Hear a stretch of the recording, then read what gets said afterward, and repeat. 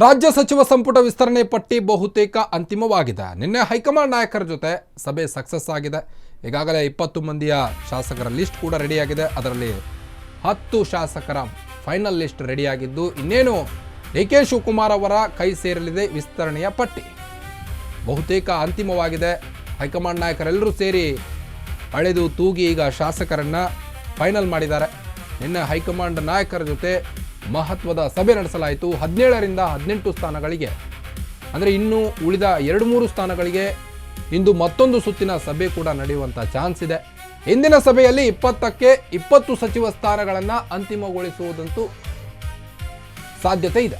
ಸ್ಥಳೀಯ ಸಂಸ್ಥೆ 2028ರ ವಿಧಾನಸಭಾ ಚುನಾವಣೆಯೇ ಟಾರ್ಗೆಟ್ ಇಟ್ಟುಕೊಂಡು ಜಿಲ್ಲಾವಾರು ಜಾತಿವಾರು ಸ್ಥಾನ ಹಂಚಿಕೆಗೆ ಹೈಕಮಾಂಡ್ ನಿರ್ಧಾರವನ್ನು ಕೈಗೊಂಡಿದೆ.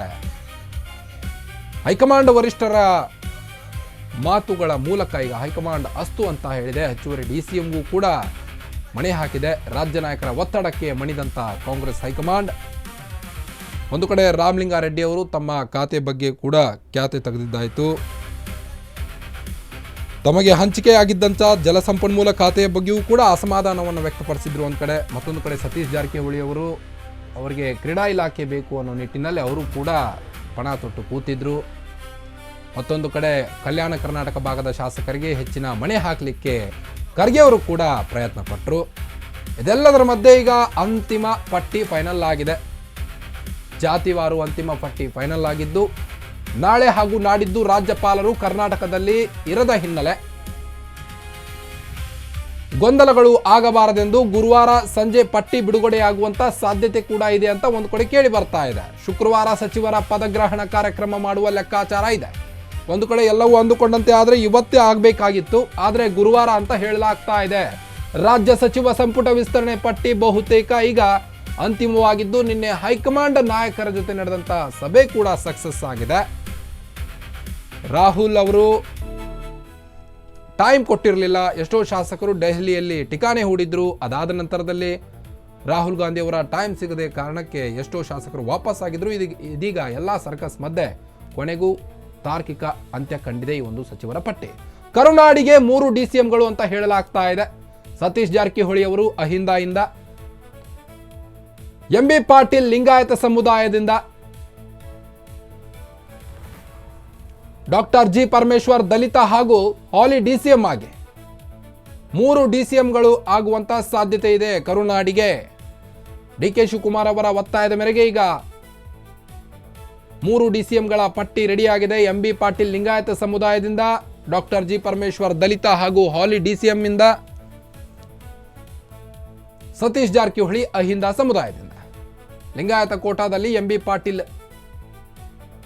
ಒಬಿಸಿ ಕೋಟಾದಲ್ಲಿ ಸತೀಶ್ ಜಾರಕಿಹೊಳಿ ಇಲ್ಲವೇ ಜಮೀರ್ಗೆ ಚಾನ್ಸ್ ಸಿಗುವಂತ ಸಾಧ್ಯತೆ ಇದೆ. ಆದರೆ ಸಿದ್ದರಾಮಯ್ಯನವರು ಯಾವುದೇ ಕಾರಣಕ್ಕೂ ಜಮೀರ್ ಅವರಿಗೆ ಯಾವ ಹುದ್ದೆನೂ ಕೂಡ ನೀಡಕೂಡದು ಅನ್ನೋ ನಿಟ್ಟಿನಲ್ಲಿ ಮಾತನಾಡಿದ್ರು. ಅದೆಲ್ಲವೂ ಆದ ನಂತರ ಈಗ ಲಿಸ್ಟ್ ಫೈನಲ್ ಮಾಡಿಕೊಂಡೇ ರಾಜ್ಯಕ್ಕೆ ಬರಲಿರುವಂಥ ಡಿ.ಕೆ. ಬಿ.ಕೆ. ಸಿದ್ದು. ನಾಳೆ ಹಾಗೂ ನಾಡಿದ್ದು ರಾಜ್ಯಪಾಲರು ಕರ್ನಾಟಕದಲ್ಲಿ ಇರದ ಹಿನ್ನೆಲೆ ಗುರುವಾರ ನಡೆಯುವಂಥ ಚಾನ್ಸ್ ಇದೆ. ಎಲ್ಲ ಗೊಂದಲಗಳು ಆಗಬಾರದಂತ ಗುರುವಾರ ಸಂಜೆ ಪಟ್ಟಿ ಬಿಡುಗಡೆ ಮಾಡುವಂಥ ಸಾಧ್ಯತೆ ಕೂಡ ಇದೆ. ಶುಕ್ರವಾರ ಸಚಿವರ ಪದಗ್ರಹಣ ಕಾರ್ಯಕ್ರಮ ಮಾಡುವ ಲೆಕ್ಕಾಚಾರ ಕೂಡ ಇದೆ ಅಂತ ಹೇಳಲಾಗ್ತಾ ಇದೆ. ತಮಗೆ ಹಂಚಿಕೆಯಾಗಿದ್ದಂಥ ಜಲಸಂಪನ್ಮೂಲ ಖಾತೆಯ ಬಗ್ಗೆಯೂ ಕೂಡ ರಾಮಲಿಂಗಾರೆಡ್ಡಿ ಅವರು ಖ್ಯಾತೆ ತೆಗೆದಿದ್ದಾರೆ. ಈಗ ಖಾತೆ ಬದಲಾಗುವ ಸಾಧ್ಯತೆ ಕೂಡ ಹೆಚ್ಚಾಗಿದೆ. ಈ ಕುರಿತು ರೆಡ್ಡಿಯವರು ಕೂಡ ಮಾಡಿದಂಥ ಮನವಿಗೆ ಹೈಕಮಾಂಡ್ ನಾಯಕರು ಕೂಡ ಸ್ಪಂದಿಸಿದ್ದಾರೆ ಅಂತ ಮೂಲಗಳಿಂದ ಕೂಡ ತಿಳಿದು ಬರ್ತಾ ಇತ್ತು. ಹೊಸದಾಗಿ ಸಂಪುಟ ಸೇರುವ ಸಚಿವರ ಪಟ್ಟಿಯ ಜೊತೆಗೆ ಅವರಿಗೆ ಹಂಚಿಕೆ ಮಾಡಬೇಕಾದ ಖಾತೆಯ ಬಗ್ಗೆಯೂ ಕೂಡ ಹೈಕಮಾಂಡ್ ಸ್ಪಷ್ಟ ಸೂಚನೆಯನ್ನು ನೀಡಲಿದೆ ಅಂತ ಗೊತ್ತಾಗಲಿದೆ. ಕರುನಾಡಿಗೆ 3 ಡಿಸಿಎಂಗಳಂತ ಒಂದು ಕಡೆ ಹೇಳಲಾಗ್ತಾ ಇದೆ. ಎಂ.ಬಿ. ಪಾಟೀಲ್ ಅವರು ಲಿಂಗಾಯತ ಸಮುದಾಯದಿಂದ ಹಾಗೂ ಡಾಕ್ಟರ್ ಜಿ ಪರಮೇಶ್ವರ್ ದಲಿತ ಹಾಗೂ ಹಾಲಿ ಡಿಸಿಎಂ ಆಗಿ, ಸತೀಶ್ ಜಾರಕಿಹೊಳಿ ಅಹಿಂದ ಸಮುದಾಯದಿಂದ. ಸಂಪುಟ ವಿಸ್ತರಣೆ ಮಾಡಲು ಕಾದು ಕೂತಿರೋ ಡಿ.ಕೆ. ಶಿವಕುಮಾರ್ ಅವರು ಈಗಾಗಲೇ ಜಾತಿವಾರು ಪ್ರದೇಶವಾರು ಪ್ರಾತಿನಿಧ್ಯಕ್ಕೆ ಆದ್ಯತೆಯನ್ನು ನೀಡಿ 45 ನಿಮಿಷಗಳ ಕಾಲ ಮೀಟಿಂಗ್ ಅನ್ನು ನಡೆಸಿ ಈಗ ಕೊನೆಗೂ ಕೂಡ ಲಿಸ್ಟ್ ರೆಡಿಯಾಗಿದೆ. ಇನ್ನೇನು ಡಿ.ಕೆ. ಶಿವಕುಮಾರ್ ಅವರ ಕೈಗೆ ಸೇರಲಿದೆ. ಹೀಗಾಗಿ ಇವತ್ತು ಯಾವುದೇ ಕಾರ್ಯಕ್ರಮಗಳನ್ನು ಡಿ.ಕೆ. ಶಿವಕುಮಾರ್ ಅವರು ಹಮ್ಮಿಕೊಂಡಿಲ್ಲ.